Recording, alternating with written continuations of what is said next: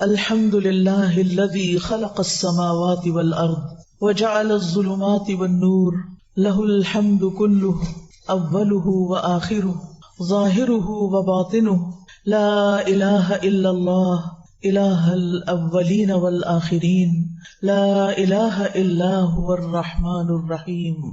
سب تعریف اللہ کے لیے ہے جس نے آسمانوں اور زمین کو پیدا کیا اور اندھیروں اور روشنی کو بنایا۔ اسی کے لیے سب تعریف ہے، پہلی اور آخری، اول و آخر، ظاہری اور باطنی۔ اللہ کے سوا کوئی معبود برحق نہیں، وہ پہلوں اور پچھلوں کا معبود ہے۔ اللہ کے سوا کوئی معبود برحق نہیں، وہ نہایت مہربان اور بہت زیادہ رحم فرمانے والا ہے۔ اللہ سبحانہ تعالیٰ کی رحمت کے مظاہر میں سے ہم سب روز مشاہدہ کرتے ہیں کہ اللہ تعالیٰ نے ہمارے لیے بے شمار نعمتیں پیدا کی ہیں، بہت سی نعمتیں۔ کچھ نعمتیں تو ہمیں ظاہر میں نظر آتی ہیں اور کچھ نعمتیں ہمیں نظر بھی نہیں آتی۔ کچھ نعمتوں کو ہم جانتے ہیں لیکن کچھ نعمتوں کو تو ہم جانتے بھی نہیں کہ ہم ان سے کس کس طرح فائدہ اٹھا رہے ہیں۔ اللہ سبحانہ تعالیٰ نے ہمیں پیدا کیا، یہ زندگی عطا کی، رزق دیا اور طرح طرح کی نعمتیں دی، بلکہ جو کچھ بھی ہمارے پاس ہے وہ سب کا سب اللہ رب العزت ہی کا دیا ہوا ہے۔ وَمَا بِكُم مِّن نِّعْمَةٍ فَمِنَ اللَّهِ، تمہارے پاس جو بھی کوئی نعمت ہے وہ کہاں سے آئی ہے؟ اللہ سبحانہ تعالیٰ کی طرف سے ہے۔ اس کے احسانات ہم سب پر اتنے زیادہ ہیں جنہیں شمار نہیں کیا جا سکتا۔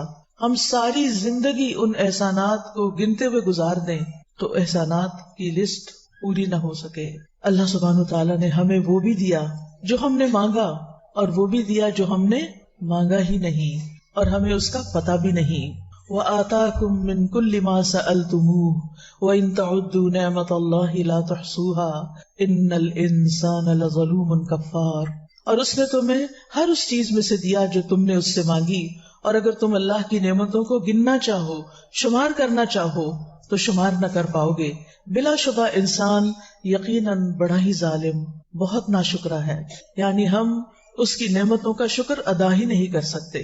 اگر ساری زندگی بھی سجدے میں پڑے رہیں تو ہم شکر ادا نہیں کر سکتے۔ ان بے شمار نعمتوں میں سے ایک نعمت دنیا میں آتے ہی جس کی ہمیں ضرورت ہوتی ہے وہ ہے کھانا پینا۔ کھانا اللہ کی نعمتوں میں سے ایک بہت بڑی نعمت ہے جس کے بغیر یہ زندگی قائم نہیں رہ سکتی۔ اگر ہم کھانا پینا چھوڑ دیں تو کچھ ہی دن کے بعد ہم دنیا سے بھی رخصت ہو جائیں۔ اس کھانے پر ہماری قوت کا انحصار ہے، اس کھانے پر ہماری زندگی کا انحصار ہے۔ اور یہ کھانا ہمیں کون دیتا ہے؟ ہمارا رازق کون ہے؟ اللہ، الذی اطعمہم من جوع وآمنہم من خوف، وہی جس نے انہیں بھوک سے بچا کر کھانا دیا اور خوف سے بچا کر امن دیا۔ یہ کھانا زمین سے بھی آتا ہے اور آسمان سے بھی یہ رزق برستا ہے۔ اللہ تعالیٰ فرماتے ہیں یا ایھا الناس اذکروا نعمت اللہ علیکم هل من خالق غیر اللہ یرزقکم من السماء والارض لا الہ الا هو فأنی یؤفکون۔ لوگو اپنے اوپر اللہ کے احسان کو یاد رکھو، کیا اللہ کے سوا کوئی اور خالق ہے جو تمہیں آسمانوں اور زمین سے رزق دے؟ سوچئے، کیا کسی اور کے اختیار میں یہ ہے کہ تمہیں آسمانوں اور زمین سے رزق عطا کرے؟ یاد رکھو اس کے سوا کوئی الہ نہیں، پھر تم کہاں سے دھوکا کھا جاتے ہو؟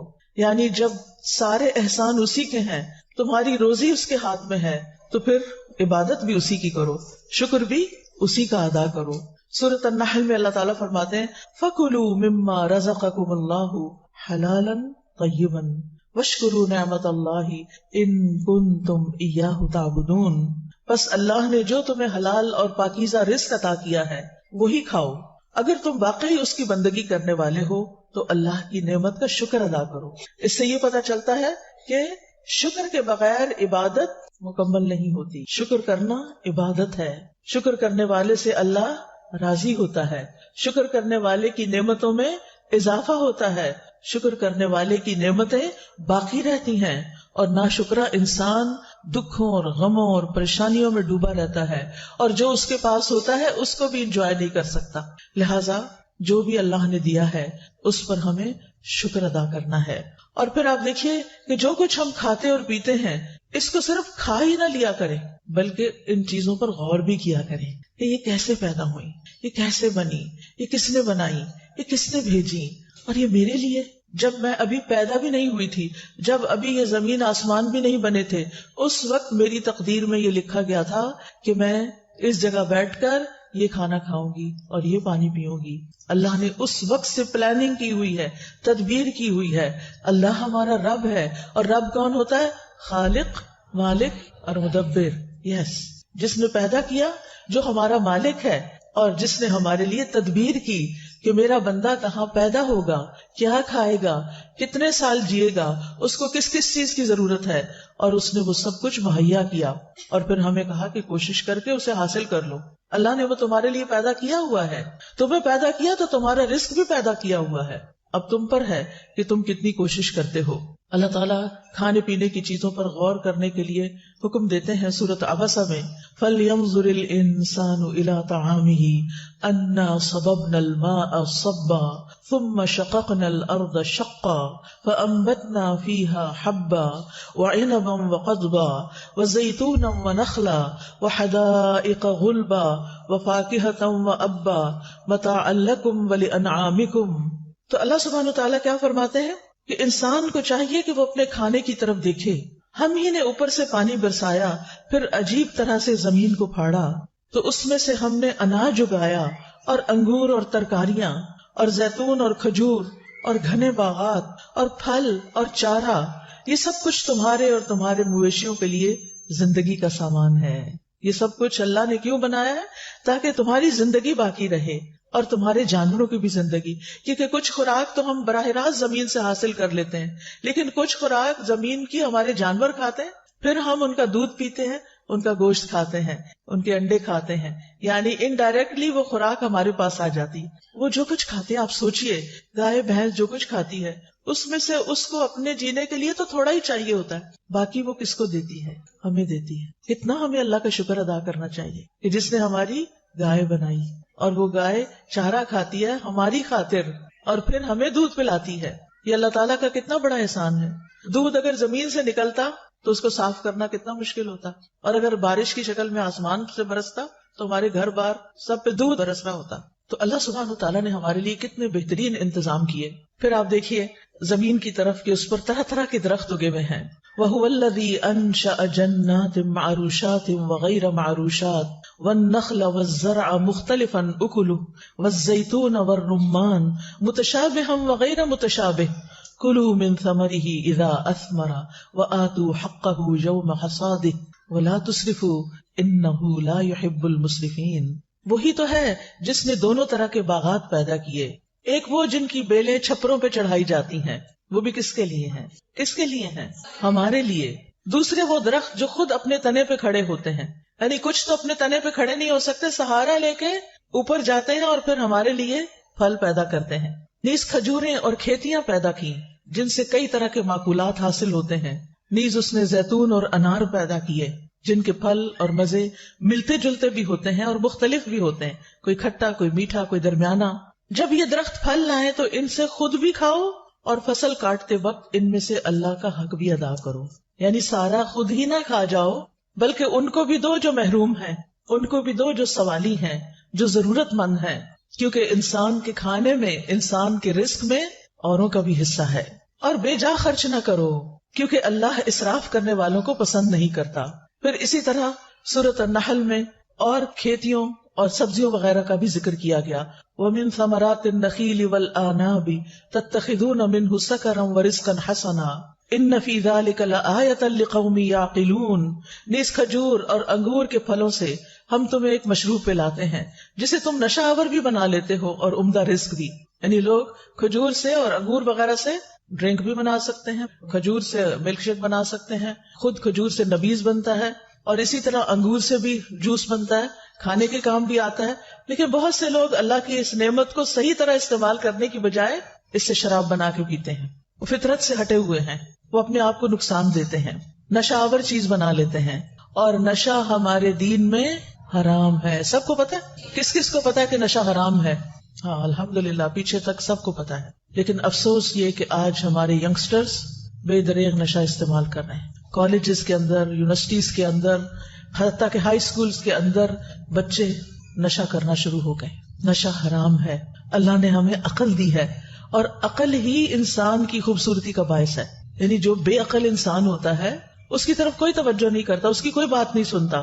تو عقل جو ہے اس کو استعمال کر کے ہی ہمیں جینے کا ڈھنگ آتا ہے، اسے استعمال کر کے ہی ہم دین کا علم حاصل کرتے ہیں. اسی عقل کے ذریعے ہم اللہ تعالیٰ کو بھی پہچانتے ہیں. اور اگر یہ عقل ہی ماری جائے تو پھر ہم کس کام کے رہے؟ ہم نے اپنے آپ کو خود ہی نقصان پہنچایا. تو اس لیے بہت ضروری ہے کہ کوئی چیز اس عقل کو خراب کرنے والی نہ ہو. پھر اسی طرح اللہ تعالیٰ نے خالص دودھ ہمیں پلایا. وَإِنَّ لَكُمْ فِي الْأَنْعَامِ لَعِبْرَةً نُسْقِيكُم مِّمَّا فِي بُطُونِهِ مِن بَيْنِ فَرْثٍ وَدَمٍ لَبَنًا خَالِصًا سَائِغًا لِلشَّارِبِينَ. اور بلا شبہ تمہارے لیے چوپایوں میں بڑی عبرت ہے. ہم ان چیزوں میں سے جو ان کے پیٹوں میں ہیں، گوبر اور خون کے درمیان سے تمہیں خالص دودھ پلاتے ہیں. دیکھو کہاں سے آتا ہے یہ دودھ، جو پینے والوں کے لیے حلق سے آسانی سے اتر جانے والا ہے. یعنی دودھ پینے میں کسی کو مشکل پیش نہیں آتی. چھوٹے چھوٹے بچے بھی دودھ آرام سے پی جاتے ہیں، ان کے حلق سے آسانی سے اتر جاتا ہے. یہاں پر اللہ تعالیٰ لبن کے ساتھ ایک لفظ استعمال فرما رہے ہیں، لبناً خالصاً. لیکن انسان نے اپنے اوپر کیا ظلم کیا؟ پانی ملا دیا، اور بعض اوقات کچھ اور چیزیں بھی ملا دی، کچھ اور پاؤڈر بھی ملا دیے ان کو گاڑھا کر کے بیچنے کے لیے دھوکہ دے کر. کیا ایسی آمدنی حلال ہوگی؟ نہیں. اس لیے آپ کے گھر میں آپ کے بھائیوں، آپ کے والد اگر کوئی بھی دودھ سے متعلق کام کرتا ہے تو اس کو ضرور یہ بات بتائیے کہ ملاوٹ کرنا، دھوکہ دینا اللہ تعالیٰ کے حکم کی نافرمانی ہے. اور اس طریقے سے اگر ہم پیسے کماتے ہیں تو وہ حرام ہے. اور جب حرام مال انسان کے کھانے میں شامل ہو جاتا ہے تو انسان کی نماز قبول نہیں ہوتی، انسان کی عبادت قبول نہیں ہوتی، انسان طرح طرح کی مصیبتوں کا شکار ہو جاتا ہے. حرام خیر نہیں لاتا، حرام خیر نہیں لاتا. اس لیے اپنے کھانے پینے سے حرام بھی نکالنا ہے، وہ حرام بھی جو بظاہر حرام نظر آتا ہے، اور وہ حرام بھی جو حرام مال کے ذریعے حرام ہو جاتا ہے. اس لیے آپ دیکھیے کہ دودھ ایک مکمل غذا ہے جس پر ہمارے بچوں کی نشو و نما کا انحصار ہے. ہماری خواتین کے لیے اور مردوں کے لیے کیلشیم فراہم کرتا ہے، اور بھی بہت سی غذائیتیں ہیں اس میں. اگر دودھ خالص ہی نہ رہے تو آپ دیکھیے کہ ہم اپنے ہی جیسے انسانوں پر، خود اپنے ہی بچوں پر کیسا ظلم ڈھا رہے ہیں. اور ہمارے اس ظلم کی وجہ سے جو بیمار ہوگا، جو پریشان ہوگا، جس کو بھی نقصان پہنچے گا، قیامت کے دن وہ آ کے ہمارا دامن پکڑے گا، پھر ہمیں اپنے عمل میں سے اس کو دینا پڑے گا. تو بہتر ہے کہ ہم دنیا میں ہی اپنے اعمال کی اصلاح کر لیں اور ہم کھانوں میں ملاوٹ کرنا چھوڑ دیں. پھر اسی طرح اللہ تعالیٰ نے بہترین غذاؤں کا ذکر کرتے ہوئے شہد کا ذکر کیا. اب آپ دیکھیں کن کن چیزوں کا ذکر ہو چکا ہے: سبزیاں، پھل، دودھ، جوس اور شہد. شہد اور شہد آپ دیکھیے کہ اللہ تعالیٰ نے کتنا زبردست کارخانہ لگایا ہے شہد بنانے کا، اور کتنی چھوٹی سی مخلوق کو ہمارے لیے شہد بنانے پہ لگا دیا. وہ کتنا رس پیتی ہے اور اس میں سے خود کیا لیتی ہے، خود اس کی ضرورت کتنی تھوڑی سی ہے، اور باقی وہ ساری محنت آپ کے لیے کرتی ہے. ہزاروں میل کا سفر اڑ اڑ کے طے کرتی ہے، طرح طرح کے پھولوں پہ بیٹھتی ہے، رس چوستی ہے، لا کے اپنے چھتے میں ڈالتی ہے، اور پھر اس کو موم سے پیک کر کے آپ تک پہنچاتی ہے. پہلے اس کو پی لیتی ہے، پھر اس کو کنورٹ کرتی ہے شہد میں اور اس کو بھرتی ہے ان ڈراپس کے اندر، اور پھر اس چھتے کے ذریعے وہ شہد آپ تک پہنچتا ہے. افسوس یہ کہ ہم نے شہد میں بھی ملاوٹ کرنی شروع کر دی. گڑ اور چینی گھول کے رکھ دیتے ہیں کہ مکھیاں وہی پی لیں اور اسی سے شہد بنا دیں. تو وہ ایک طرح سے ہم دوبارہ کیا کھا رہے ہوتے ہیں، دوبارہ وہی شوگر کھا رہے ہوتے ہیں اور وہی چیزیں استعمال کر رہے ہوتے ہیں. یہ بھی درست نہیں. اگر آپ واقعی چاہتے ہیں کہ لوگوں کو صحیح شہد پہنچائیں تو پھر اس کے لیے ضروری ہے کہ مکھیوں کو ایک نیچرل انوائرنمنٹ فراہم کریں. ایسے باغوں میں، ایسی جگہوں پر جہاں پر پھول ہوں، پھل ہوں، وہاں پر چھتے لگائیں تاکہ نیچرل جو ہنی ہے وہ دستیاب ہو لوگوں کو، اور اس کے سارے فائدے جو بتائے گئے ہیں. شہد میں صرف غذا نہیں بلکہ شفا بھی ہے. کیا ہے؟ شفا بھی ہے. اور یہ ہمیں کون بتا رہا ہے کہ اس میں شفا ہے؟ اللہ سبحانہ وتعالی. لہٰذا ہمیں اس بات پر پورا یقین ہونا چاہیے. تو جو شہد خالص ہوگا، جو شہد اچھا ہوگا، اس میں انشاءاللہ ضرور شفا ہوگی. اور انسان کے اندر مختلف بیماریوں کی وجہ سے جو بیکٹیریاز وغیرہ رہ جاتے ہیں ان کو بعض اوقات اینٹی بایوٹک سے بھی نہیں صحیح کیا جا سکتا. شہد کے اندر اللہ نے ایسی صلاحیت رکھی ہے کہ وہ جسم کے اندر کے ایسے سارے فاسد مادوں کو نکال دیتا ہے. اس لیے اپنی زندگی میں یہ جن جن چیزوں کا ذکر آ رہا ہے نا، جتنا جتنا اللہ تعالیٰ توفیق دے، جیسے کچی سبزیاں ہیں، پھل ہیں، اور اس کے علاوہ دودھ ہے اور پھر شہد ہے، ان چیزوں کو اپنی غذا میں شامل کریں. یہ نہیں کہ ساری کٹھی کر کے ایک ہی دفعہ کھا لینی ہے. یعنی مختلف اوقات میں، کیونکہ اب ہم اصل غذاؤں کو چھوڑ کر کس طرف جا رہے ہیں؟ جنک کی طرف، فاسٹ فوڈ کی طرف. اور اس میں بعض اوقات ایسے کیمیکلز ہوتے ہیں کہ جو صحت کے لیے انتہائی نقصان دہ ہوتے ہیں، اور ان سے ایسی ایسی بیماریاں جنم لیتی ہیں جو مہلک ہوتی. مہلک کا مطلب ہلاک کرنے والی ہوتی ہیں. تو ہمیں کیا کرنا ہے؟ Back to basics. جو اللہ تعالیٰ نے ہمارے لیے پیدا کیا ہے واپس اس کی طرف پلٹنا ہے. بہت سی بچیوں کو دیکھا گیا ہے ہمیں دودھ سے اسمیل آتی. آپ کو یاد ہے نبی صلی اللہ علیہ وسلم جب معراج پر تشریف لے گئے تھے تو اس وقت آپ کو 2 چیزیں پیش کی گئی تھیں. وہ کیا تھیں؟ شراب اور دودھ. آپ نے کیا اختیار کیا؟ دودھ. آج ہمارے سامنے کوئی پیپسی اور دودھ کا گلاس رکھے، ہم کیا اٹھائیں گے؟ کیا واقعی ہم نبی صلی اللہ علیہ وسلم کی سنت کو فالو کر رہے ہیں؟ ہم آپ کی امت ہیں، ہمیں وہی چیزیں پسند کرنی چاہیے جو نبی صلی اللہ علیہ وسلم نے پسند کی، اور جن چیزوں کو آپ نے چھوڑ دیا وہ ہمیں بھی چھوڑ دینی چاہیے، کیونکہ اس میں ہمارے لیے خیر نہیں ہے. پھر اسی طرح اللہ تعالیٰ نے ہمارے لیے خشکی پر بھی جانور پیدا کیے جن سے ہم گوشت حاصل کرتے ہیں، اور سمندر کے اندر بھی مچھلیاں. لیکن افسوس یہ کہ اب جس طریقے سے مچھلیوں کو پالا جا رہا ہے اور جس طرح کی غذا انہیں دی جا رہی ہے، یا سمندر کے اندر بھی جس طرح کی پولوشن انسان نے پھیلا دی ہے، اس کی وجہ سے مچھلیاں بھی بیمار ہو گئی ہیں اور سمندری جانور تکلیف کا شکار ہیں اور مر رہے ہیں. تو یہ انسان نے سمندر میں بھی ظہر الفساد فی البر والبحر، خشکی میں بھی فساد پھیلا دیا اور سمندر میں بھی پھیلا دیا. بہرحال مچھلی کھانے کے اپنے فوائد ہیں. یہ فوائد تو آپ گوگل کر کے بھی معلوم کر سکتے ہیں، لیکن چونکہ آپ خواتین ہیں، مینیو گھر کا آپ نے بنانا ہوتا ہے، پکانا آپ نے ہوتا ہے، سرو آپ نے کرنا ہوتا ہے، بچے آپ نے پالنے ہیں، انہیں آپ نے کھلانا ہے. اللہ کے واسطے بچوں کو فیڈر میں چائے بھر کے نہ دیں، ان کو صبح سویرے پیپسی نہ پلائیں، ان کو بہلانے کے لیے کینڈیز اور چاکلیٹس دے کے نہ خوش کر دیں. پچھلے کئی دنوں سے میں چونکہ علم ٹور پر ہوں، مختلف جگہوں پر جا رہی ہوں، مختلف لوگوں سے ملنے کا اتفاق ہو رہا ہے. اب ایک خاتون آئی، ان کے ساتھ چھوٹی سی بچی تھی. الحمدللہ کھانے کو بہت کچھ تھا، جو کچھ بھی اس بچی کے سامنے رکھا گیا اس نے نہیں کھایا. باقی بچے کھانا وانا کھا رہے تھے، وہ بچی نے کھانا نہیں کھایا. میں نے کہا یہ کیا کھاتی ہے؟ پتہ چلا یہ صرف بسکٹ اور پیسٹری وغیرہ کھاتی ہے، یہ کھانا نہیں کھاتی. اور بالکل کمزور سی بچی. دیکھ کے مجھے اتنا رحم آیا کہ جب یہ بڑی ہوگی تو یہ کس طرح بچے پیدا کرے گی، کس طرح ان کو پالے گی، کس طرح سنبھالے گی، کیا بنے گا اس کا. کیونکہ ہمارے جسم کو ان ساری چیزوں کی ضرورت ہے جو اللہ نے ہمارے لیے پیدا کی ہیں. ان کو ہمارے لیے اللہ نے پیدا کیا، لہٰذا ان کو استعمال کرنے میں اس کا شکر ادا کرنا ہے. یہ بھی شکر ادا کرنے کا ایک ذریعہ ہے کہ ہم ان نعمتوں کو استعمال کریں اور صحیح طور پر استعمال کریں. بہت سی بچیاں فش بھی نہیں کھاتی. کیا ہے؟ اسمیل آتی ہے. اگر ایسا ہی مسئلہ ہے، اسمیل آتی ہے، تو آپ مچھلی کو پکانے کا وہ طریقہ سیکھیں جس سے مچھلی کی اسمیل چلی جائے. ہماری والدہ اس میں کچھ چیزیں لگا کے رکھ دیا کرتی تھی اوور نائٹ. کبھی اس کے اندر لسی، اور لسی میں پتہ نہیں کیا ڈالتی تھی کہ جس سے وہ ڈوبی رہتی تھی اور ساری اس کی اسمیل چلی جاتی تھی، اور پھر بہت عمدہ طریقے سے مچھلی بنتی تھی جس میں کوئی اسمیل نہیں آتی تھی. آج کل تو کچھ مشکل نہیں، جو چیز آپ کے گھر سے نہیں سکھائی گئی وہ آپ یوٹیوب سے سیکھ لیں. مچھلی پکانے کے 1000 طریقے آپ کو وہاں سے مل جائیں گے، اور بغیر اسمیل کے مچھلی پکانے کے بھی مل جائیں گے. لیکن اگر آپ ہی نہیں کھائیں گی تو پھر مجھے ڈر ہے کہ آپ گھر والوں کے لیے بھی نہیں پکائیں گی، اور جب گھر والے بھی نہیں کھائیں گے تو ان کی صحت پر بھی اثر پڑے گا.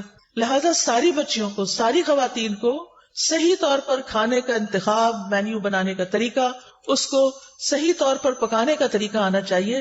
بچوں کو صرف چپس دے کے اسکول نہ بھیجیں، ان کے لنچ باکس میں گاجر کاٹ کے ڈالیں، ان کے لنچ باکس میں تھوڑے سے انگور ڈال دیں، 1-2 کھجور ڈال دیں، ان کو نیچرل چیزوں کے لنچ باکس دیں. ہم کیا کرتے ہیں؟ بازار سے بریڈ منگا لیتے ہیں جو میدے کی بنی ہوئی ہوتی ہے، اور اس کے اندر کیا لگا دیتے ہیں؟ جیم، جو چینی سے بھرا ہوا ہوتا ہے، اور پھر ہم ان کو پکڑا دیتے ہیں یہ ہے تمہارا لنچ. وہ بچہ جو دن بھر محنت کر رہا ہے، سر کھپا رہا ہے، بول بول کے ہلکان ہو رہا ہے. آپ کو پتا ہے اسکولوں میں کتنا کچھ کہلواتے ہیں، چکھواتے ہیں، اور پھر وہ بچے بول بول کے تھک جاتے ہیں. کیونکہ میں یہ تجربے سے کہہ رہی ہوں، جو اسلام آباد میں جس ایریا میں رہتی ہوں ساتھ ہی اسکول ہے، اس میں جب بریک کے وقت اتنا شور ہوتا ہے، چھٹی کے وقت اتنا شور ہوتا ہے، جب ان کی وہ معلوم نہیں کیا ایکٹیویٹی کوئی چل رہی ہوتی ہے، اس میں بچے اتنا شور کر ہر بات کا جواب چیخ چلا کے دے رہے ہوتے ہیں. حالانکہ ضروری نہیں ہوتا کہ چیخ کے بولا جائے، لیکن پھر بھی شاید ان کی انرجی کنزیوم کرنے کے لیے کہ یہ تھوڑے سے پھر تھک کے گھر جائیں تو سو جائیں. لیکن پھر کیا ہوتا ہے؟ ایک دم ہم ان کو شوگر کھلاتے ہیں. میدے میں بھی شوگر ہے کیونکہ کاربوہائیڈریٹس میں شوگر، اس میں پھر شوگر، جیم میں شوگر. وہ شوگر کھا کے ایک دم پھر ہائپر ہوتے ہیں. ان کے اندر پھر ایک عجیب طرح کی طاقت آتی ہے جس کی وجہ سے پھر وہ طرح طرح کی شرارتیں کرتے ہیں، یا پھر دوسرے بچوں سے لڑتے ہیں یا تنگ کرتے ہیں، پھر ہم کہتے ہیں یہ بڑے بدتمیز ہیں، پھر ان کو 2-4 لگا کے چپ کرا کے بٹھا دیتے ہیں. یہ تو نہیں تربیت ہوتی نا.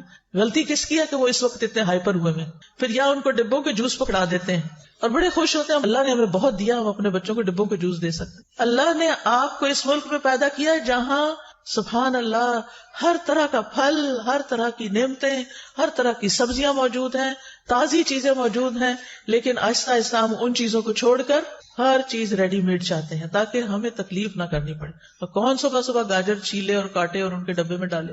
ان کو ہی سکھا دیں، وہ خود ہی کاٹ لیا کریں. کیونکہ کچھ مائیں بڑی عقل مند ہوتی، وہ بچپن میں بچوں کو، اور میں یہ خود مشاہدہ دیکھ کر آئی ہوں. میری بھانجی ہے اور اس کا چھوٹا سا بچہ، میں اس سے ملاقات کرنے کے لیے 2-2.5 سال کا بچہ ہے، تو ہم لوگ بیٹھے ہوئے تھے، کعوہ بنا کر لائی، اور اس بچے نے، اتنے چھوٹے بچے نے ایک کپ میں سے چائے کا چمچ بھرا، دوسرے میں ڈالا، دوسرے جیسے اسکول میں ایکٹیویٹی کرتے ہیں، وہ الہدا کے بچوں کا جو سیکشن ہے اس میں آتا ہے، تو وہ ان کو سکھاتے ہیں کہ چیزیں پور کیسے کرتے ہیں، چیز اٹھاتے کیسے ہیں، چیز رکھتے کیسے ہیں.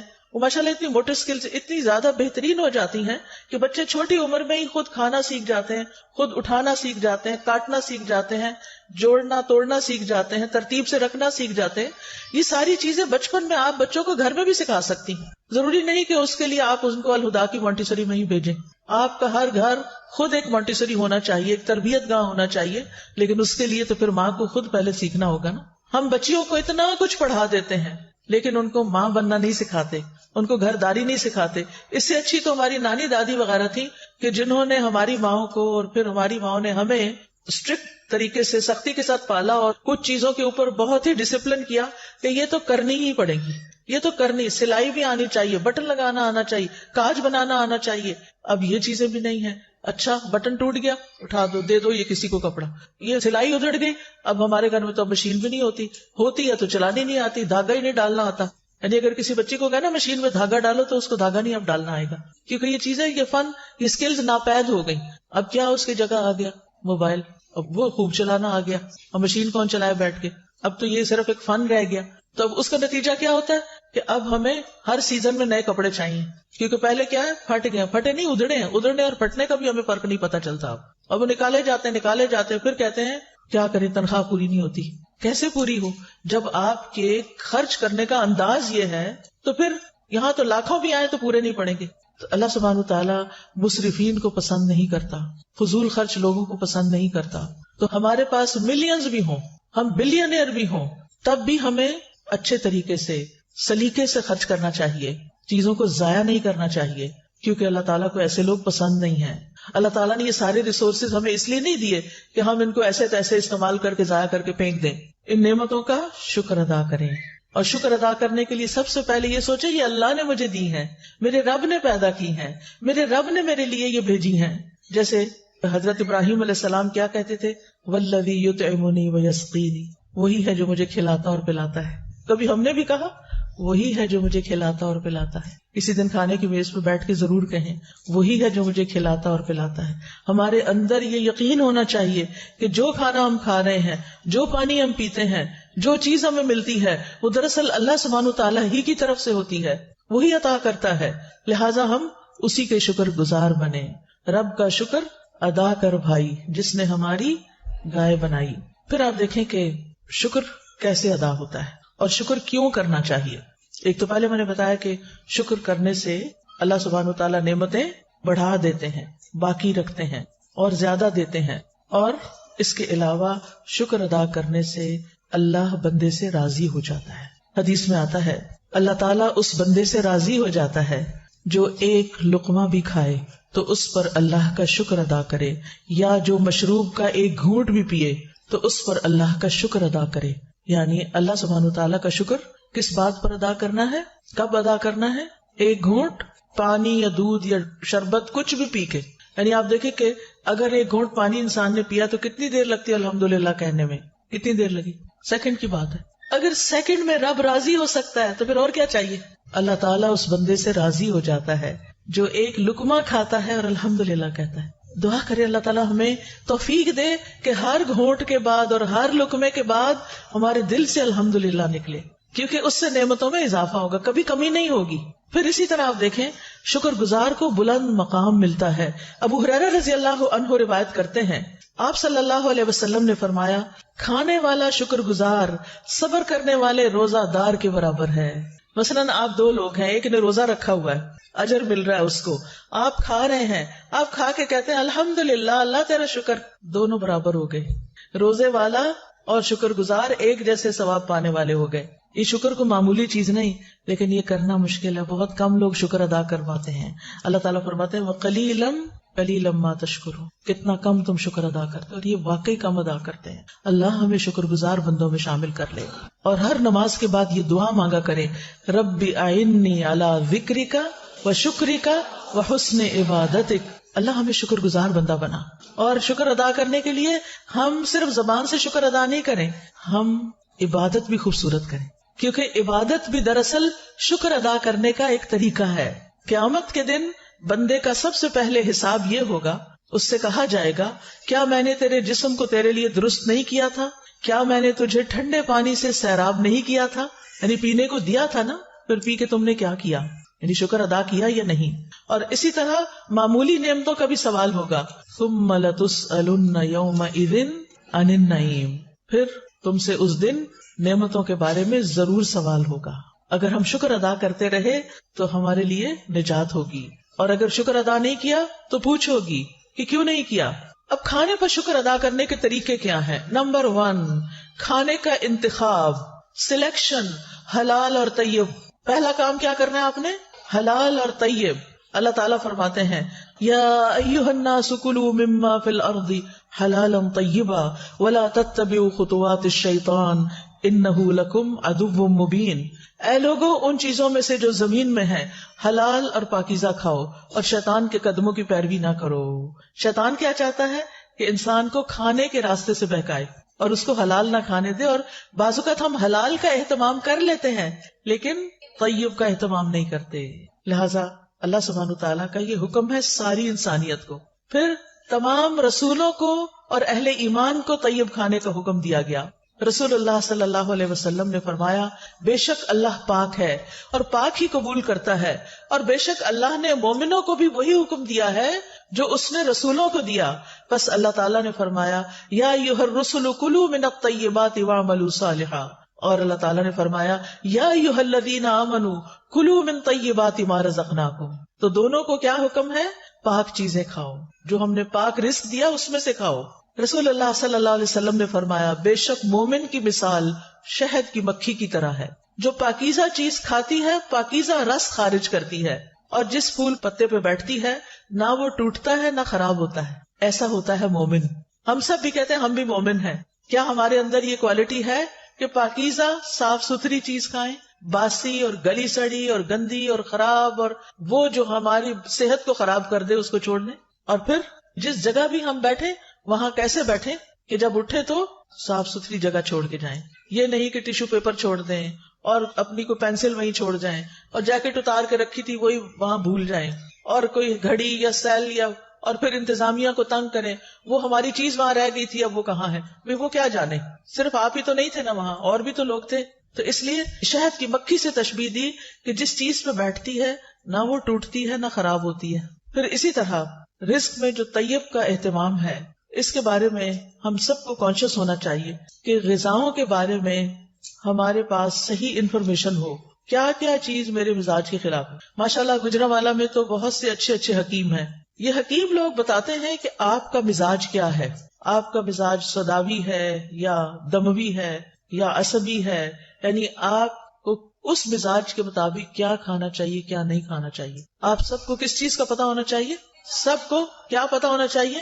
اپنے مزاج کا پتا ہونا چاہیے. نہیں پتا تو حکیم صاحب کو جا کے نبض دکھا کے پوچھ لیں اور ان سے یہ پوچھ لیں کہ کیا مجھے کھانا چاہیے اور کیا نہیں کھانا چاہیے، اور جن چیزوں سے وہ پرہیز بتائیں منع کریں ان سے منع ہو جانا چاہیے. آپ کی صحت ویسے ہی ٹھیک ہو جائے گی. علاج بالغذا، اللہ نے غذاؤں کے اندر ہی شفا رکھ دی ہے. ہم بیمار اس لیے رہتے ہیں کہ ہم صحیح غذا نہیں کھاتے، ہمیں یہ نہیں پتا ہوتا کیا ہمارے لیے سوٹیبل ہے اور کیا نہیں ہے. اور دوسرا کیا؟ حرام کھانے سے بچنا ہے. رسول اللہ صلی اللہ علیہ وسلم نے فرمایا حرام مال سے پلا ہوا جسم جنت میں نہیں جائے گا. اپنے بھائیوں، شوہروں، والدین، ان کو بتائیے ہمیں حرام نہ کھلائیں. حرام سے پلا ہوا جسم جنت میں نہیں جائے گا. ایک اور جگہ پر آتا ہے، آپ نے فرمایا اے کعب بن عجرہ، وہ گوشت اور خون جنت میں داخل نہیں ہوگا جو حرام پر پلا بڑھا، وہ جہنم کا زیادہ مستحق ہے. تو شکر ادا کرنے کے لیے کیا کرنا ہے؟ حرام چھوڑ دینا ہے، حرام نہیں کھانا. پھر کھانے سے پہلے کیا پڑھنا چاہیے؟ بسم اللہ. رسول اللہ صلی اللہ علیہ وسلم نے فرمایا جب تم میں سے کوئی بھی کھانا کھانے لگے تو بسم اللہ پڑھ لے. اگر شروع میں یاد نہ رہے تو درمیان میں جہاں یاد آئے بسم اللہ ہی فی اولی و آخری ہی. کھانا بیٹھ کے کھانا چاہیے یا کھڑے کھڑے کھانا چاہیے؟ سب کو پتا ہے. کس کس کو پتا ہے کھانا بیٹھ کے کھانا چاہیے؟ ماشاءاللہ. کھانا اور پانی بھی بیٹھ کے.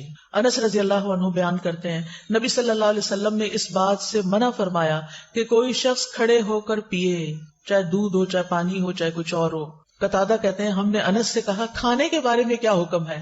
انہوں نے کہا یہ زیادہ شر والا اور گندا عمل ہے اور یہ انسان کی صحت کے لیے بھی نقصان دہ. کچھ لوگ شادیوں پہ جاتے ہیں، وہاں بوفے لگے ہوتے ہیں، وہ کیا کرتے ہیں کوئی چیز یہاں سے اٹھائی منہ میں ڈالی، آگے گئے، وہاں سے کھڑے کھڑے کھایا، پلیٹ میں لیے، کھڑے ہو کے کھانے لگ گئے. اگر کرسی نہیں تو تھوڑا سا زمین پہ بیٹھ جائیں، کھڑے ہو کے تو نہ کھائیں. تو چلتے پھرتے کھڑے ہو کر نہ کھائیں.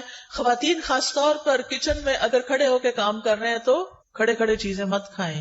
پھر یہ بتائیے کہ دائیں ہاتھ سے کھانا چاہیے یا بائیں ہاتھ سے کھانا چاہیے؟ دائیں ہاتھ سے. ٹھیک ہے نا، دائیں ہاتھ سے، کیونکہ نبی صلی اللہ علیہ وسلم نے بائیں ہاتھ سے کھانا منع فرمایا ہے. ایک شخص آپ کی موجودگی میں بائیں ہاتھ سے کھا رہا تھا، آپ نے اس کو منع کیا تو اس نے کہا کہ میں دائیں ہاتھ سے نہیں کھا سکتا.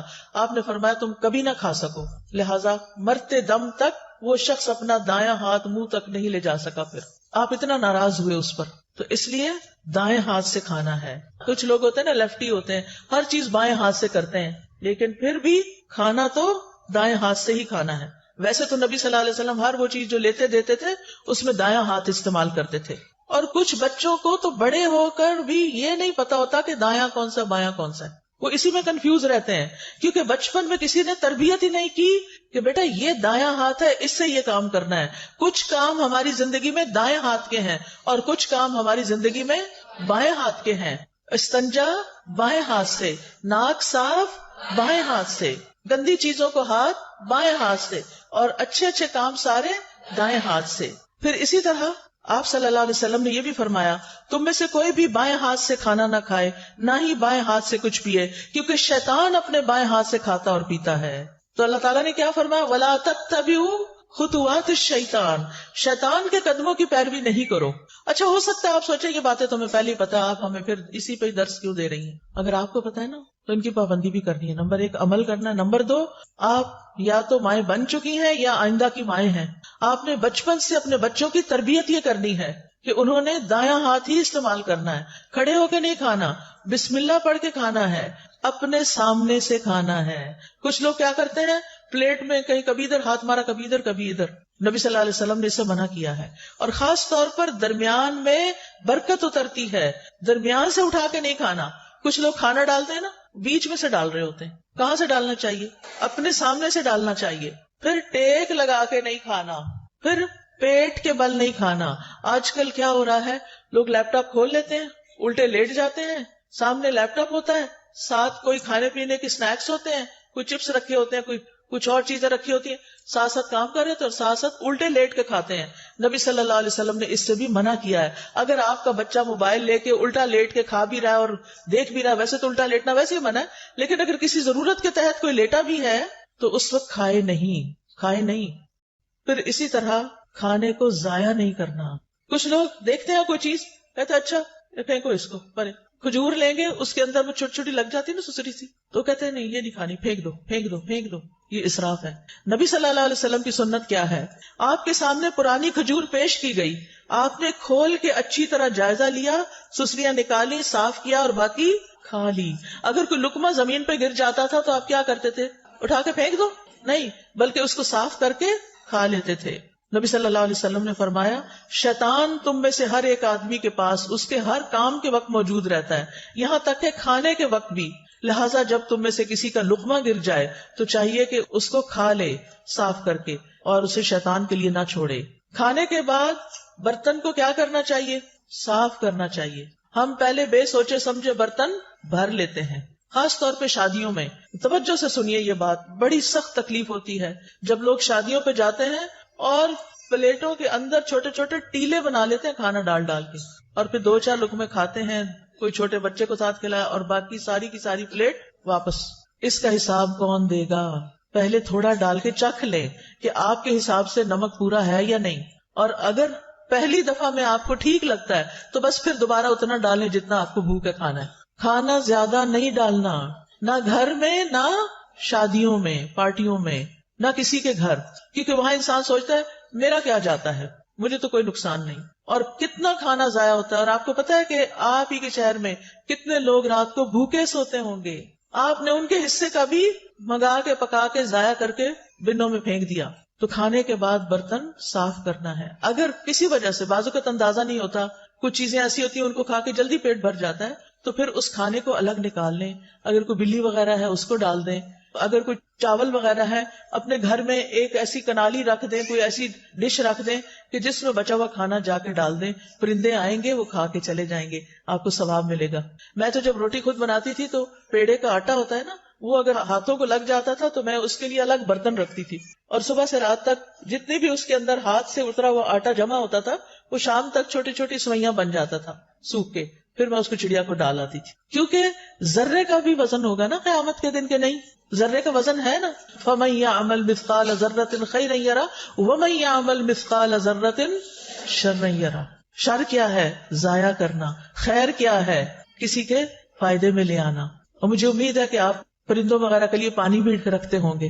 آج کل آپ دیکھیں بارشیں نہیں ہو رہی، سخت گرمی میں بھی پانی ڈالیں، لیکن سردی میں بھی پانی رکھیں. کبھی راستے میں دیکھتی ہوں نا پرندوں وغیرہ کو، میں سوچتی کہیں پانی نظر نہیں آ رہا، پتہ نہیں کہاں سے پیتے ہیں بےچارے، ان کو بھی پیاس لگتی ہوگی. تو آج کل بھی کچھ نہ کچھ پانی، یعنی برتن بنا چھوڑے گھر میں. اگر آپ کو چھوٹا سا بھی گھر ہے، کھڑکی کے باہر بھی چھوٹی سی جگہ ہے تو وہاں ایک چھوٹی سی کوئی چیز لگا دیں، لیکن اپنے ساتھ دوسروں کا بھی خیال رکھیں. پھر اسی طرح صحت کو فائدہ دینے والی غذا کھائیں اور وہ چیزیں چھوڑ دیں جو صحت کو نقصان دیتی ہیں.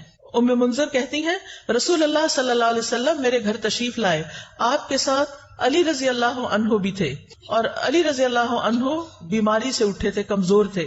ہمارے ہاں کھجوروں کے خوشے لٹک رہے تھے، تو رسول اللہ صلی اللہ علیہ وسلم اٹھے اور ان سے کھانے لگے، اور حضرت علی بھی کھانے کے لیے اٹھے تو رسول اللہ صلی اللہ علیہ وسلم نے ان سے فرمایا رک جاؤ، ابھی تم کمزور ہو. چنانچہ وہ رک گئے، ان کو پرہیز بتایا آپ نے. ام منذر کہتی ہے میں نے جو اور چکندر پکائے ہوئے تھے وہ آپ کی خدمت میں پیش کیے تو آپ نے فرمایا اے علی یہ لے لو، یہ تمہارے لیے زیادہ فائدے کی چیز ہے. کھانا کھا کے کیا کرنا چاہیے، شکر کیسے کرنا چاہیے، اس میں آپ دیکھیں سب سے پہلی دعائیں کون سی ہیں؟ کھانا کھانے کے بعد کی دعائیں.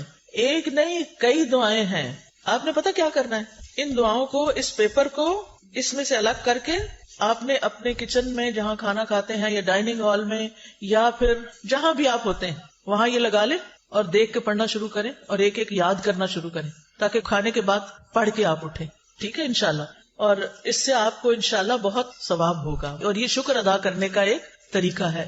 مثال کے طور پر آپ دیکھیں اللہم بارک لنا فیہ وَأَطْعِمْنَا خَيْرًا مِّنْهُ، اے اللہ ہمیں اس کھانے میں برکت عطا فرما اور ہمیں اس سے بہتر کھلا. سبحان اللہ، ہر دفعہ کھانا کھا کے اگر آپ یہ دعا مانتے ہیں کہ اللہ ہمیں اس سے بہتر عطا فرما تو کیا ہوگا؟ شکر ادا کرنے والے کو کیا ملتا ہے؟ بہتر ملتا ہے. پھر الحمدللہ الذی اطعم وسقا وصوغہ وجعل له مخرجا، تمام تعریفیں اللہ کے لیے ہیں جس نے کھلایا پلایا اور اسے جسم میں پیوست کیا، یعنی ہمارے جسم کا حصہ بنا اور اس کے نکلنے کی راہ بنا، یعنی جو ویسٹ تھا وہ بھی جسم سے نکل گیا. اور اسی طرح باقی دعائیں بھی ہیں، میں نے یہ دعائیں اپنے کچن میں لگائی ہوئی ہیں اور الحمدللہ پڑھنے میں بہت آسانی ہوتی ہے. پھر اس کے بعد کھانے پینے میں اسراف سے بچنا ہے، یہ بڑا اہم سبق ہے. اللہ سبحانہ وتعالیٰ فرماتے ہیں یا بنی آدم خذوا زینتکم عند کل مسجد وکلوا واشربوا ولا تسرفوا انہ لا يحب المسرفین. اے آدم کی اولاد، ہر نماز کے وقت اپنی زینت لے لو، یعنی لباس میں نماز پڑھو، اور کھاؤ اور پیو اور حد سے نہ گزرو، بے شک وہ حد سے گزرنے والوں سے محبت نہیں رکھتا. اسراف کسی بھی چیز میں پسندیدہ نہیں، نہ لباس میں اور نہ کھانے پینے میں اور نہ کسی اور چیز میں. اسراف کیا ہے؟ نمبر 1، ضرورت سے زیادہ کھانا پینا. لوگوں کو اسراف کا مطلب نہیں پتا. ضرورت سے زیادہ کھانا پینا، کھانے کی ہرس اور ایک وقت میں کئی چیزیں کھانا، یہ بھی کھا لو، وہ بھی کھا لو، وہ بھی شکلو، یہ بھی کھاؤ، یہ بھی کھاؤ. اس وقت تو پتہ نہیں چلتا، لیکن جب ہضم ہونے پہ آتا ہے تو پھر تکلیف شروع ہو جاتی ہے. نمبر 2، ان چیزوں میں حد سے زیادہ خرچ کرنا. ایک ہے ضرورت سے زیادہ کھانا اور دوسرا ضرورت سے زیادہ خرچ کرنا. مثلا آپ گروسری کے لیے گئے ہیں، آپ وہاں دیکھتے ہیں سجے ہوئی چیزیں ہیں، زبردست سبزی پڑی ہے اور زبردست چیزیں اور پیکنگز میں پڑی ہیں. آپ کہتے ہیں پتہ نہیں پھر کہا بھائی یہ بھی لے لو، یہ بھی لے لو، یہ بھی خرید لو، یہ بھی خرید لو، یہ بھی خرید لو. اب آپ دیکھیں مشکل کیا ہو گئی ہے کہ بڑے بڑے سٹورز بن گئے ہیں، بڑے بڑے مالز بن گئے ہیں.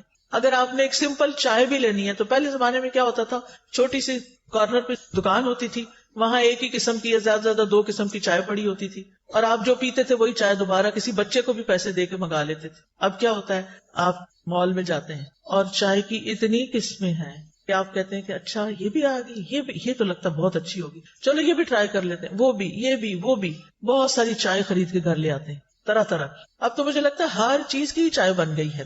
اچھا اب گھر لاتے ہیں، اب آپ ایک پیتے ہیں، آپ کو ہائے ہائے یہ تو اچھی نہیں لگی، اس کو پرے پھینکو، پھر دوسری، پھر تیسری، اور کچھ تو کھولنے کی نوبت نہیں آتی.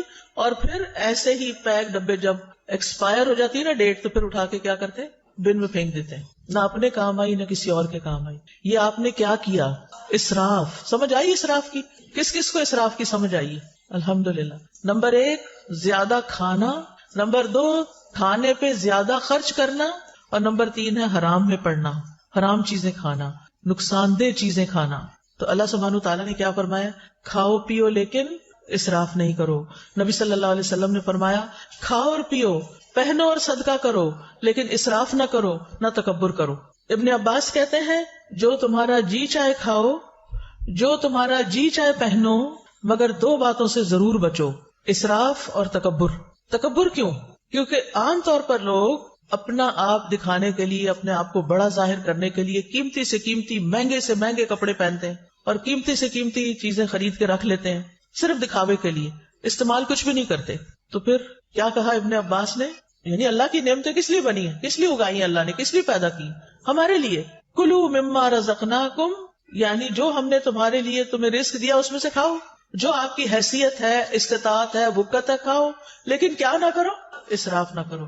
اور پہننا بھی جو تمہیں پسند ہے، اللہ تعالیٰ نے جو طریقے بتائے ہیں پہننے کے، ننگے نہیں ہونا، چست کپڑے نہیں پہننے، سی تھرو کپڑے نہیں پہننے، اور اسراف نہیں کرنا، یعنی اپنی لمٹس دیکھ کے خرچ کرنا ہے. اگر آپ کے والد کی تنخواہ ہی 1 لاکھ ہے مثلا، اور آپ اپنی شادی کا جوڑا بھی 1 لاکھ کا بنوا رہی ہیں، تو کیا یہ جائز ہوگا؟ یہ کیا ہوگا؟ اسراف ہوگا. اور جب ایسا نہیں ہوتا کہ وہ گھر میں افورڈ نہیں کر سکتے، تو وہ بےچارے کیا کرتے ہیں، پھر قرض اٹھاتے ہیں یا کسی سے صدقہ مانگتے ہیں کہ میری بیٹی کی شادی ہے، مجھے مدد دو. اور بیٹی صاحبہ ایک دفعہ وہ جوڑا پہننے کے بعد دوبارہ کبھی نہیں پہنتی، اور سنبھال کے رکھتی ہیں، کسی اور کو بھی نہیں دیتی. کیا اس جوڑے کا حساب ہوگا؟ کیا اس کے بارے میں پوچھ ہوگی؟ اور تکبر کیا ہے کہ ایسا کپڑا پہنوں جو کسی نے نہ پہنا ہو، تاکہ میں سب سے بڑی، الگ، زیادہ خوبصورت نظر آؤں. اور پھر جب آپ دیکھتے ہیں کہ آپ کے کپڑے سب سے اچھے ہیں، تو پھر آپ اپنے آپ کو کیا سمجھنے لگتے ہیں، ہم بڑے عقل مند ہیں، ہم جیسا کوئی نہیں. یہ چیز بھی اللہ تعالیٰ کو پسند نہیں. نبی صلی اللہ علیہ وسلم جب اپنے صحابہ میں بیٹھے ہوتے تھے تو کوئی پہچان نہیں سکتا تھا جو باہر سے آتا تھا. آپ ایسے ڈریسز نہیں پہنتے تھے کہ جس سے آپ بہت دوسروں کے مقابلے میں نمایاں ہوں. اس آیت کے بارے میں طبیب کہتے ہیں کہ اس میں پوری طب شامل ہو گئی، یعنی کھانا پینا ہے لیکن اسراف نہیں کرنا، تو آپ بیمار ہی نہیں ہوں گے. پھر اسی طرح یہ کہ کھانا پینا زندگی کا مقصد نہ ہو، اعتدال کے ساتھ بقدر ضرورت کھایا جائے. نبی صلی اللہ علیہ وسلم نے بدترین امتیوں کی کچھ خصوصیات بتائی ہیں. ہم سب اپنے بارے میں غور کریں کہ کہیں وہ ہم تو نہیں. بدترین امتی کون ہے؟ رسول اللہ صلی اللہ علیہ وسلم نے فرمایا ان قریب میری امت میں ایسے لوگ ہوں گے جو طرح طرح کے کھانے اور رنگ برنگے مشروب طلب کریں گے. طلب کا کیا مطلب ہوتا ہے؟ آرڈر کرنا. طرح طرح کے کھانے اور رنگ برنگے مشروب طلب کریں گے. مثلاً آپ گئے ہیں کسی ریسٹورینٹ میں، آپ اٹھاتے ہیں مینیو، سارے اٹھا کے بیٹھ جاتے ہیں، پھر ہر کوئی کیا کہتا ہے، مجھے یہ کھانا ہے، مجھے یہ کھانا ہے، اس کو یہ کھانا ہے، اس کو یہ کھانا. کافی ٹائم تو پہلے سلیکشن میں لگتا ہے، پھر آپ آرڈر کرتے ہیں، پھر گھنٹہ بھر کے بعد وہ کھانا آتا ہے، اور رنگ رنگ کا، اچھا یہ بھی منگا لیتے، یہ بھی منگا لیتے، یہ بھی منگا، یہ بھی ہو جائے، یہ بھی ہو جائے، اور ڈرنک میں پیپسی بھی ہو جائے، فانٹا بھی ہو جائے، فلاں بھی ہو جائے، فلاں بھی، جوس بھی ہو جائے. یہ ہے طلب کرنا. اور فرمایا طرح طرح کے کپڑے پہنیں گے، گفتگو میں بے احتیاطی کریں گے، یعنی بولتے وقت نہیں سوچیں گے کہ کسی بڑے سے بات کر رہے ہیں یا چھوٹے سے کر رہے ہیں، سچ بول رہے ہیں یا جھوٹ بول رہے ہیں. اور طرح طرح کی سواریوں پہ سوار ہوں گے. جن کے پاس ذرا زیادہ دولت آ جاتی ہے پھر ان کو کیا شوق لگ جاتا ہے، ضرورت ہو یا نہ ہو یہ گاڑی کا ماڈل بھی ہو، یہ بھی ہو، یہ بھی ہو، یہ بھی ہو. فرمایا وہ میری امت کے بدترین لوگ ہوں گے. آپ کے پاس اللہ کا دیا وہ بہت کچھ ہے، کھائیں، منع نہیں ہے، لیکن اسراف نہیں کرنا. ایک وقت میں بہت طرح کے کھانے نہیں کھانے، ایک وقت میں بہت قسم کے مشروب نہیں پینے. ہمارا میدا ہے یا کیا ہے، وہ بیچارہ کیا کرے گا، کتنی چیزیں ایٹ اے ٹائم ڈائجسٹ کر سکتا ہے. نبی صلی اللہ علیہ وسلم نے فرمایا مجھے تمہارے متعلق گمراہ کن خواہشات میں سب سے زیادہ اندیشہ ان خواہشات کا ہے جن کا تعلق پیٹ اور شرمگاہ سے ہے. یعنی کھانے کے معاملے میں بے احتیاطی اور پھر دوسری طرف زنا عام ہو جائے گا. اور فرمایا اور گمراہ کرنے والی خواہشات سے. ابن قیم کہتے ہیں دل کو بگاڑنے والی 5 چیزیں ہیں: لوگوں سے زیادہ گھل مل کے رہنا، خواہش پرستی، اللہ کے علاوہ کسی اور سے دلی تعلق رکھنا، زیادہ کھانا، زیادہ سونا. یہ 5 چیزیں دل کو خراب کرنے والی ہیں. اب اکثر لوگ کیا کہتے ہیں، سب کچھ ہے، دل میں سکون نہیں، خوشی نہیں. ایک تو ہم نے راتوں کو دن بنا لیا اور دن کو رات بنا لیا. راتوں کو دیر تک کھانے آرڈر ہوتے رہتے ہیں اور پھر وہ کھانے کے بعد ہنسی مذاق گپ شپ ادھر ادھر کے، کوئی ویڈیو دیکھ رہا ہے، کوئی فلمیں دیکھ رہا ہے، کوئی کچھ کر رہا ہے. اور پھر جب آدھی رات گزر جاتی ہے پھر سوتے ہیں اور پھر سونے میں فجر کی نماز چلی جاتی ہے. ایسی زندگیوں میں کیا برکت ہوگی، کیا رونق ہوگی، ایسے دلوں میں کیا اطمینان ہوگا. چاہے آپ نے 100 طرح کے اچھے اچھے کھانے کھائے ہوں، آپ کا دل خوش نہیں ہو سکتا. اس کے لیے آپ کو واپس قرآن و سنت کی طرف لوٹنا ہوگا. اب مسلمان دارانی کہتے ہیں جو زیادہ کھاتا ہے اس پہ 6 آفتیں آتی ہیں. نمبر 1، وہ مناجات کی حلاوت کھو دیتا ہے، اس کو اللہ سے راز و نیاز کی باتیں کرنی نہیں آتی، اس کی دعاؤں میں کوئی خشوع نہیں رہتا. نمبر 2، علم و حکمت یاد کرنے سے محروم ہو جاتا ہے، حافظہ خراب ہو جاتا ہے. نمبر 3، مخلوق پر شفقت سے محروم ہو جاتا ہے، کیونکہ جب وہ پیٹ بھر لیتا ہے وہ سمجھتا سب کے پیٹ بھرے ہوئے ہیں، وہ کسی اور کے بارے میں نہیں سوچتا. اس پر عبادت ثقیل ہو جاتی ہے، مشکل ہو جاتی ہے، اس کی خواہشات اور شہوت بڑھ جاتی ہے. سارے اہل ایمان مسجدوں کی طرف چکر لگاتے ہیں اور پیٹ بھرنے والا کوڑا کرکٹ کی طرف گردش کرتے ہیں. یعنی پہلے زمانے میں کوڑے کے ڈھیروں کے پاس لوگ جا کے رفع حاجت کرتے تھے، یعنی آج کل کی زبان میں. اور یہ بار بار واش روم کے چکر لگاتے رہتے، یہ بار بار ٹوائلٹ ہی جاتے رہتے. اذان تو ایک وقت پہ ہوتی ہے، نماز تو اپنے وقت پر ہوتی ہے، وہ یہ تو نہیں دیکھتی کہ اب کون ابھی تک آیا اور کون نہیں آیا. پھر آپ دیکھیں کہ کھانے کی شکر گزاری میں یہ بھی ہے کہ انسان اللہ کی مخلوق کو بھی کھلائے. قرآن مجید میں آتا ہے وَالَّذِينَ فِي أَمْوَالِهِمْ حَقٌّ مَّعْلُومٌ لِلسَّائِلِ وَالْمَحْرُومِ، وہ جن کے مالوں میں ایک مقرر حصہ ہے سوال کرنے والے کے لیے اور جسے نہیں دیا گیا. اسلام میں بھوکے کو کھانا کھلانے کا حکم ہے. نبی صلی اللہ علیہ وسلم نے فرمایا بھوکے کو کھانا کھلاؤ، بیمار کی تیمارداری کرو، قیدی کو رہائی دلاؤ. لیکن کتنا ظلم ڈھاتے ہیں ہم، کام والی رکھ لیتے ہیں اور اسے کہتے ہیں اتنی تنخواہ دیں گے، کھانا وانا کچھ نہیں. آپ اپنے کچن میں اس سے سارا کام کراتے ہیں، کھانے کی خوشبوئیں اٹھ رہی ہوتی ہیں، جیسی آپ کو بھوک لگتی ہے اس غریب کو بھی لگی ہوتی ہے. اور جب آپ کھانا پکوا لیتے ہیں تو اس کو خدا حافظ کر دیتے ہیں، ہم نے تم سے کھانا نہیں باندھا ہوا، بس صرف تنخواہ دیں گے. اب وہ بیچاری گھر جائے، کیا خریدے اور کیا پکائے. مہنگائی کا حال تو اب سب کو پتا ہے. اگر اپنے ہی کھانے میں سے، جیسے نبی صلی اللہ علیہ وسلم نے فرمایا جو تمہارے لیے پکا کے لائے تو چند لقمے اس کو بھی اس میں سے کھلاؤ. اگر اس میں سے آپ اسے بھی دے دیتے ہیں، بٹھا کے کھلا دیتے ہیں، کتنا بڑا اجر کماتے ہیں. آپ کو گھر سے باہر جا کے صدقہ کرنے کی ضرورت نہیں پیش آئے گی اگر آپ گھر کے غریب ملازموں کو اچھا کھانے پینے کو دے دیتے ہیں. کیا حکم ہے، جو خود کھاؤ وہی ان کو کھلاؤ. کیا ہم اس پہ عمل کرتے ہیں؟ ان کا کھانا تو الگ بنتا ہے. اب آپ دیکھیں ایک کک جو کئی کھانے بنا کے آپ کے سامنے رکھ رہا ہے اور خود اپنے لیے دال بنا کے بیٹھ کے کھا رہا ہے، غریب، وہ آپ کے لیے دل میں کیسی محبت رکھے گا، اس کے دل میں کیسی کیسی تکلیف ہوگی کہ میں یہ سب کچھ صرف بنانے کے لیے، مجھے چکھنے کی بھی اجازت نہیں اور میں اپنے سرونٹ کوارٹر میں جا کے دال ابال کے کھاؤں. کیسی کیسی زیادتیاں ہم کرتے ہیں. دوسرے کو کھانا کھلانا ایک مشکل کام ہے، انسان کے دل کے اندر بخل ہے، لیکن یہ تو کرنا ہی ہے کیونکہ اس میں اجر بہت زیادہ ہے. یہ انبیاء کی صفت ہے. قرآن مجید میں آتا ہے فَلَقْتَحَمَ الْعَقَبَةَ وَمَا أَدْرَاكَ مَا الْعَقَبَةُ فَكُّ رَقَبَةٍ أَوْ إِطْعَامٌ فِي يَوْمٍ ذِي مَسْغَبَةٍ. پھر وہ مشکل گھاٹی میں نہ گھسا. کیا ہے وہ مشکل گھاٹی؟ وہ گردن چھڑانا یا کسی بھوک والے دن میں کھانا کھلانا ہے. آج کل سردیاں ہیں نا، سردیوں میں بھوک زیادہ لگتی ہے، لیکن اس میں انسان کہتا ہے میرا کیا بنے گا جو اس کو بھی کھلایا بیچ میں سے، تو لہذا سارا اپنے لیے رکھ لو. یہ مشکل کام ہے کھلانا، لیکن جس کو اللہ توفیق دے اس کے لیے بڑا ہی حلاوت والا کام ہے. اس کو کھلا کے زیادہ مزہ آتا ہے. جب حضرت ابراہیم کے پاس فرشتے آئے تو انہوں نے کیا کیا؟ یہ نہیں پوچھا کہاں سے آئے ہو، اجنبی لوگ، لیکن چلے گئے اور کھانا لے کر آئے. نبی صلی اللہ علیہ وسلم نے عورتوں کو بھی نصیحت کی، مسلمان عورتوں تم میں کوئی اپنی ہمسائی کے گھر بکری کے ایک پائے کا کھر بھیجنے کو بھی حقیر نہ سمجھے. یعنی کھانا بنا کے یا بنانے سے پہلے اپنے ہمسایوں میں بھی تقسیم کیا کرو، کچھ نہ کچھ ان کو بھی بھیجا کرو، اس سے محبت بڑھتی ہے.